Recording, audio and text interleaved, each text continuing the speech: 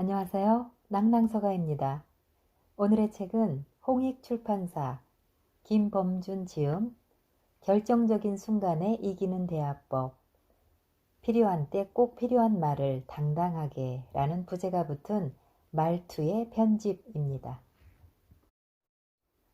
먼저 지은이 김범준 작가의 소개글입니다. 고려대학교에서 경제학을 전공한 후 한국기술교육대학교 인력개발전문대학원에서 코칭과 리더십을 공부하면서 인적자원 석사학위를 취득했고 이후 삼성그룹과 LG그룹 등에서 사업 전략 및 법인 영업 분야의 일을 해왔다. 회사에서 일어나는 모든 일들에 대해 개선의 솔루션을 찾아내고자 노력하는 회사의 관찰자로서 특히 인간관계를 좌우하는 언어의 흐름에 대해 관심을 갖고 연구를 진행, 비즈니스 커뮤니케이션 전문가로서 이름을 높이고 있다. 직장 생활의 쓴맛을 녹여낸 회사어로 말하라를 시작으로 작가 활동을 시작했는데 관계 개선의 키워드로서 말투를 도입한 모든 관계는 말투에서 시작된다는 독자의 열광적인 호응을 얻어 10만 부 이상 팔리는 베스트셀러가 되기도 했다. 이외에도 조직 내 젊은 세대와의 소통을 써낸 80년생 김 팀장이 90년생 이 대리와 웃으며 일하는 법, 직장인의 전략적 보고 스킬을 다룬 그래서 하고 싶은 말이 뭡니까? 그리고 자기 성장을 위한 커뮤니케이션을 다룬 당신은 존재감 있는 사람입니까? 등 여러 권의 책을 썼다.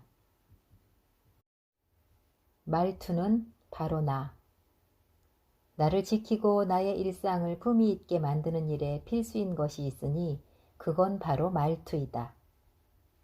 말투의 사전적 의미는 한 사람의 말에서 드러나는 독특한 방식이나 느낌이다. 내가 하는 말, 그것을 담는 투. 말투를 보면 사람이 보인다. 장황하게 말하는 사람, 간략하게 말하는 사람, 욕을 섞어 쓰는 사람, 어떤 상황에서도 부드럽게 말하는 사람, 톡톡 쏘듯이 말하는 사람, 툭툭 던지듯 말하는 사람 등등 우리는 각자 어떤 말투를 쓰고 있을까? 내 말투는 남에게 어떤 느낌으로 다가갈까? 관계 속에서 나는 내 말투로 정의된다. 아주 일상적인 인사말부터 진심을 담은 이야기까지 우리는 때로는 글로 소통한다. 그래서 말투는 중요하다. 말투에 따라 나의 이미지가 규정되고 관계의 질이 결정되고 내 위치가 달라지고 때로는 원하는 것을 더 손쉽게 얻거나 잃을 수도 있다. 그래서 우리는 말투에 신경을 써야 한다. 누구에게나 호감인 완벽한 말투는 없다. 완벽한 사람이 없는 것처럼 말이다. 하지만 누구나 말투를 좋게 다듬어 사회 속에서 더 나은 사람이 될 수는 있다. 그게 바로 말투의 편집이 필요한 이유이다. 어떻게 편집하고 디자인하느냐에 따라 내게 더 맞는 사람을 만나고 더 즐거운 대화를 나누고 더 나은 삶을 살 수 있다. 자기 자신을 믿고 침묵을 선택하라. 가장 중요한 일을 하지 못할 만큼 시간을 들여야 하는 쓸데없는 일. 나는 그런 상황을 말투에 적용해 생각해 보았다. 나의 말투가 혹시 누군가에게 불필요한 공문과도 같은 건 아니었을까? 상대방이 가장 중요하게 여기는 게 무엇인지 무시한 채 내 마음대로 말해놓고 그것이 상대방을 위해 도움이 된다고 생각한 경우가 많았던 건 아닐까? 쓸데없는 말을 하느라 정작 해야 할 말은 했는지 안 했는지도 모르는 내가 보였다. 길고 길게 말을 마치고 난 뒤에 그 찜찜함. 나는 내 말과 말투의 문제를 고쳐야겠다고 절실히 느꼈다. 다른 것은 몰라도 상대방에게 답답함을 주는 불필요한 말들을 줄이려는 노력이 필요하다고 생각했다. 그렇다. 나의 말투에서 가장 필요한 것은 간결함이었다. 단순함이라고 표현해도 좋겠다. 필요 없는 말을 없애고 필요한 말에 집중하기. 말투의 편집이 필요했다. 그럴 때 비로소 내 말을 듣는 상대방 역시 자신이 나와 소통한다는 느낌을 받을 테고 대화에는 품격이 생길 것이다. 나아가 따뜻한 시선을 잃지 않으며 서로를 존중하는 시간이 될 것이다. 이렇듯 말투 하나에도 나 자신을 지키고 나아가 나와 마주하고 있는 상대방을 지키며 서로의 품격을 높이는 대화의 디자인이 필요하다. 물론 그렇다고 해서 말을 무조건 줄이자는 얘기는 결코 아니다. 나의 말을 줄이고 상대의 말에만 귀를 기울이겠다는 마음가짐이 때로는 대화에 문제를 가져오는 경우도 많으니 말이다. 예를 들어보자. 나는 상담 심리에 흥미를 느껴서 대학원에서 여러 관련 과목을 수강했다. 그러는 과정에서 상담사가 쓰는 대화법에 흥미를 느꼈다. 상담 심리학의 원리에 따르면 상담사는 내담자 스스로가 자신의 문제를 해결할 잠재력이 있다고 믿게 만들어야 한다. 하지만 그렇다고 해서 만나자마자 상담사는 해답을 제시하지 않습니다. 그러니 당신의 경험을 말씀해 주시면 됩니다. 라고 강한 어조로 못 박는다면 내담자는 오히려 더 많이 불안해할 수 있다. 훌륭한 상담사는 내담자에게 관심과 호의를 갖고 내담자의 마음이 열리도록 기다리며 꼭 필요한 말만 한다.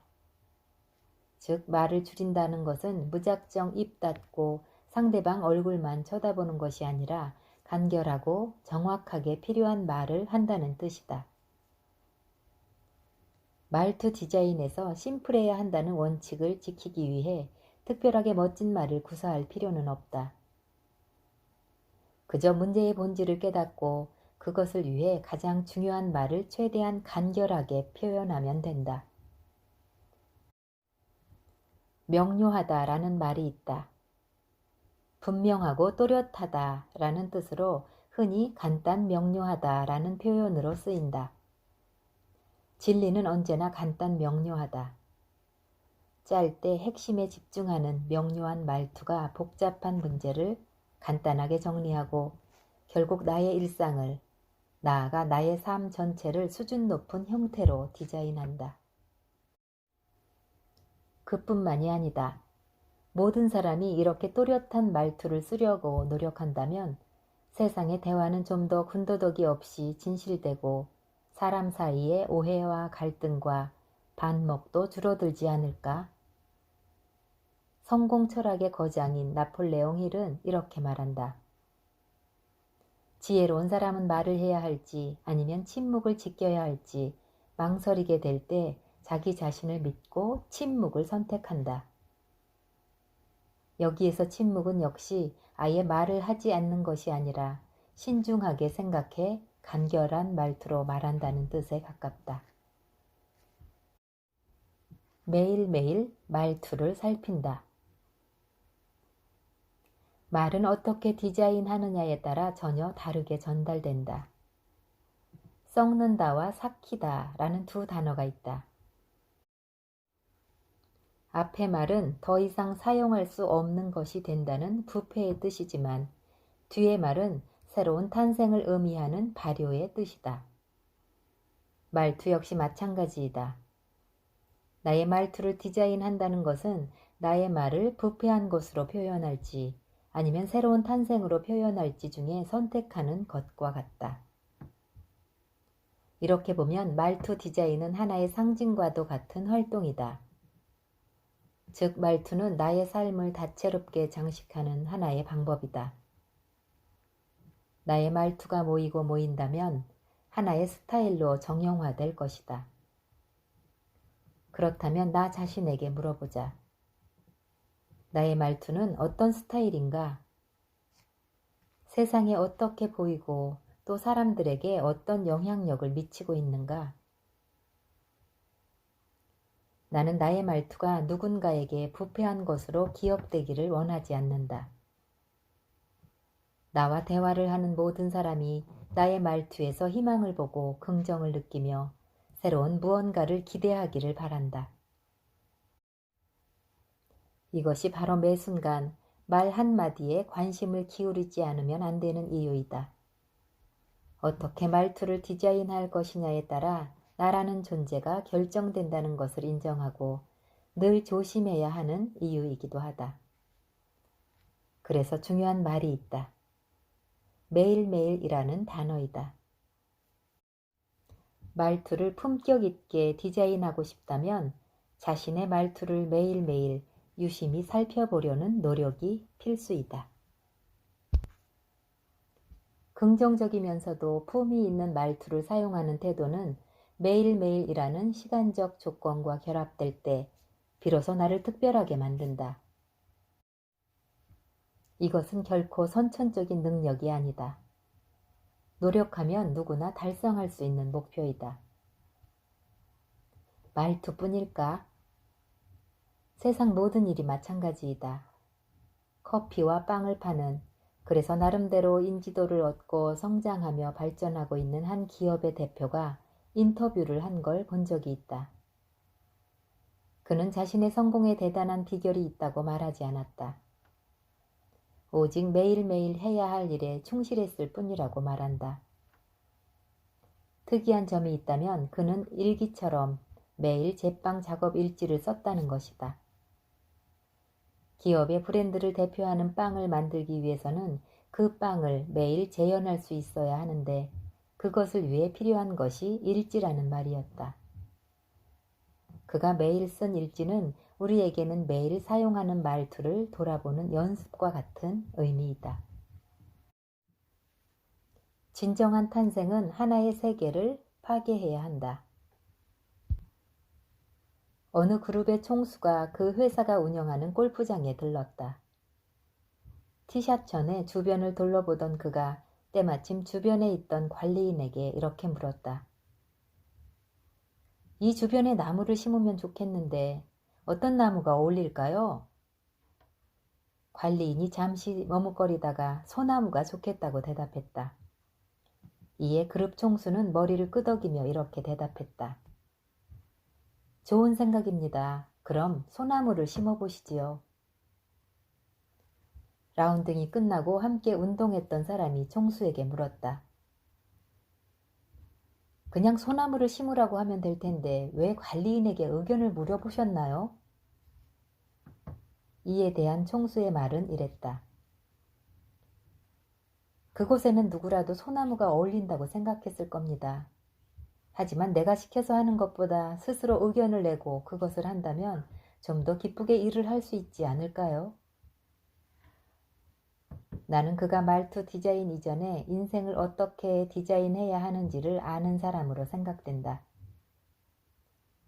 더 나은 내일은 혼자의 힘으로는 불가능하다. 누군가의 도움을 받아야 할 때가 분명히 있다.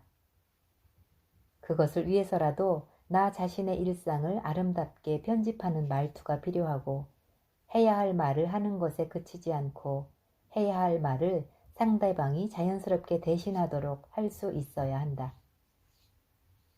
위의 사례에서 총수가 이렇게 말했다고 해보자. 여기 뭐 좀 심지 않고 그동안 뭘 했어요? 가만히 있어보자. 소나무가 좋겠네. 그래요, 소나무 좀 심어봐요. 이거 참 내가 이런 것까지 말해줘야 하나? 그렇게 했더라면 관리인은 어떤 마음으로 일을 했을까? 이후 더 나은 아이디어를 찾았다 해도 적극적으로 의견을 내지는 않았을 것이다. 어차피 총수가 통반장을 다 해먹을 텐데 조용히 있는 게 남는 거라며 소극적인 구성원이 되었을 것이다. 조직 구성원 개개인의 의견을 이끌어내려는 노력이 바로 우리가 배워야 할 말투 디자인이 아닐까 싶다.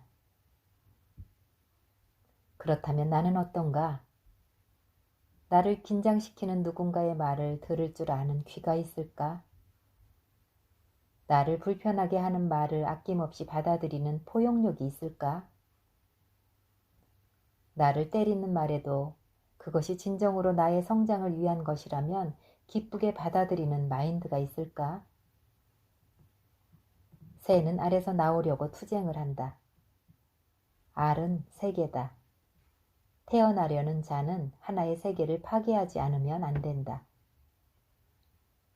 소설 데미안에 나오는 말로 하늘을 나는 새가 되기 위해서는 반드시 자신을 보호하고 있던 알을 깨고 나와야 하듯이 인간의 성장도 마찬가지라는 의미의 유명한 문장이다. 내 일상의 아름다움도 마찬가지이다. 이전의 생각이나 간섭, 방식 등에서 깨어날 때 비로소 더 큰 세계로 나아갈 수 있다. 어떻게 깨어날 것인가? 내가 알지 못한 것들을 알고 있는 사람의 지혜를 빌릴 줄 알아야 한다.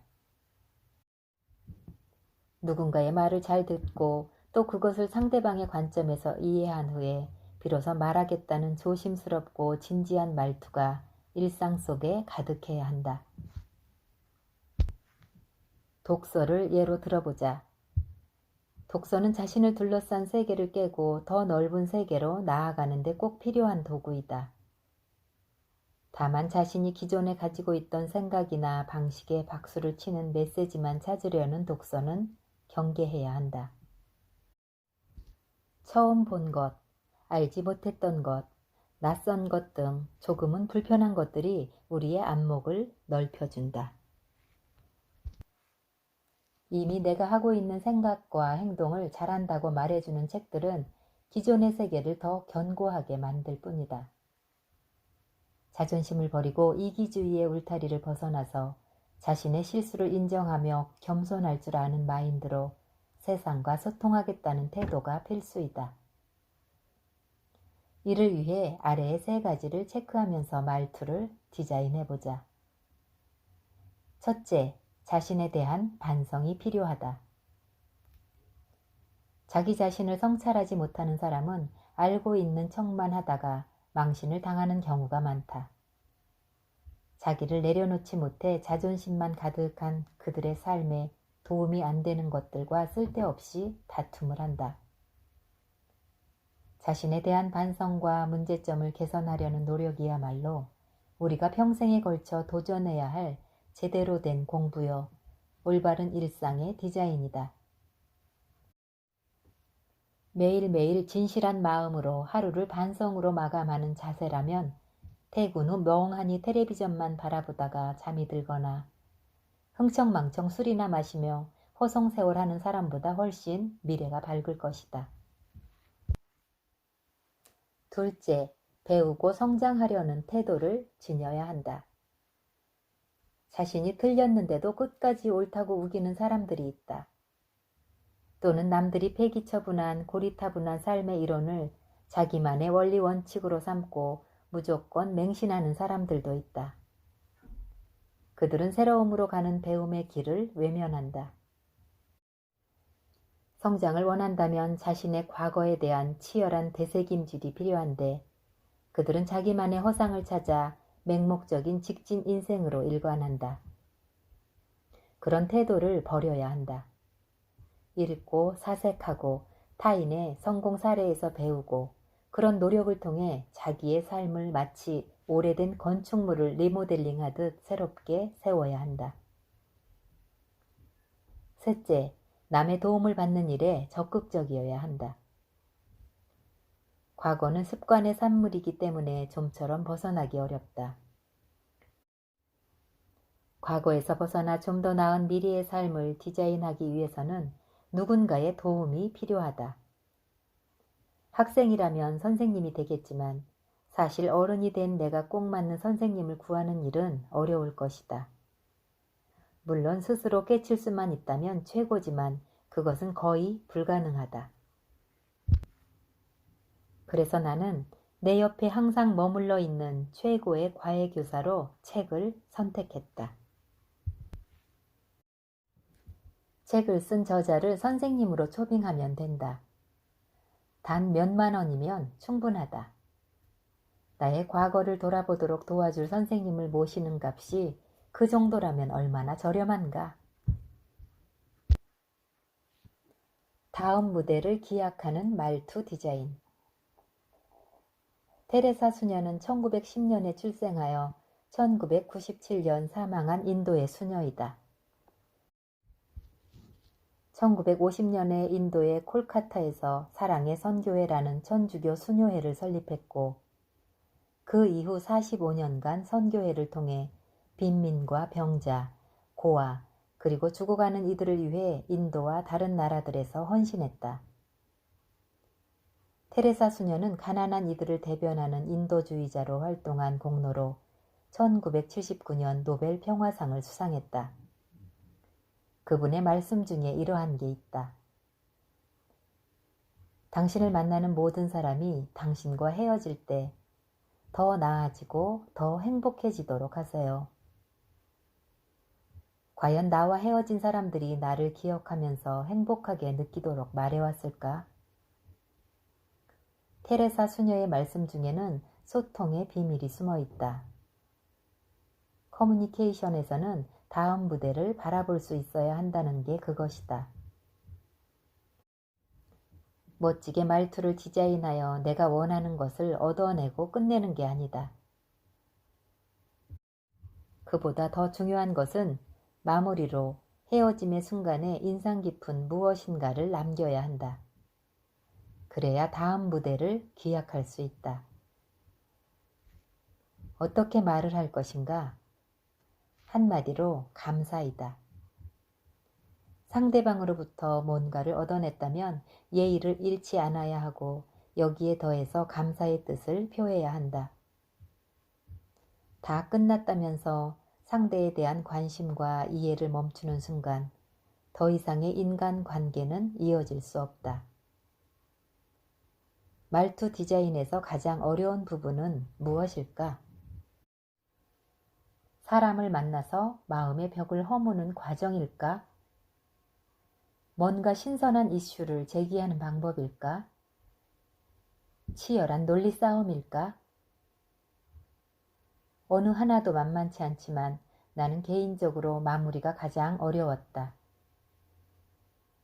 수많은 협상과 설득의 과정에서 마지막 순간에 어긋나서 내가 원하는 것을 얻지 못할 경우가 많았다. 비즈니스 대화에서 제일 중요한 것은 상대방을 일회성의 인물로 보지 말아야 한다는 것이다. 한두 번의 만남에서 대화가 많이 오고 갔다면 더욱 그렇다. 협상을 하다 보면 갈등의 과정을 거쳐야 한다. 그럴수록 말을 조심해야 한다. 내 입장을 지키는 신중함에다 상대를 배려하는 말투가 두루 포함되어야 한다. 막판에 작은 말 실수가 치명적인 결말을 불러올 수도 있고 오히려 반대로 엉망이 된 관계도 상대방에게 전달하는 감사의 말 한마디로 역전이 되는 경우도 있다. 세상은 생각보다 훨씬 좁다. 다음부터는 그렇게 행동하지 마세요. 이렇게 떠나는 사람의 등에 대못을 박는 말보다는 이렇게 말했더라면 어땠을까? 너무 아쉽습니다. 잘해드렸어야 했는데 제가 많이 부족했습니다. 다음에 만날 때는 서로 멋진 모습으로 만났으면 좋겠습니다. 이렇게 배려와 겸손, 서로 감사의 말투가 섞인 인사를 했더라면 어땠을까? 꼭 어떤 인간관계의 이익만 따지지 않더라도 말투의 편집은 중요하다. 비즈니스 대화에서는 상대를 일회성 인물로 보지 않는 게 중요하다. 소통을 하다 보면 갈등 과정을 거쳐야 한다. 그럴수록 말을 조심해야 한다. 신중함과 배려의 말투를 잊어서는 안 된다. 영국의 작가 도로시 네빌은 이렇게 말했다. 진정한 대화는 적절한 곳에서 적절한 말을 하는 것이다. 그러나 더 어려운 것은 말하고 싶은 유혹을 느낄 때 적절하지 않은 말을 하지 않고 남겨두는 것이다. 네, 감사합니다. 지금까지 홍익출판사 김범준 지음 말투가 바뀌면 삶이 바뀐다. 일과 인간 관계를 성공으로 이끄는 자존감 급상승 대화법이라는 부제가 붙은 말투의 편집 일부 챕터를 낭독했습니다. 낭낭서가였습니다.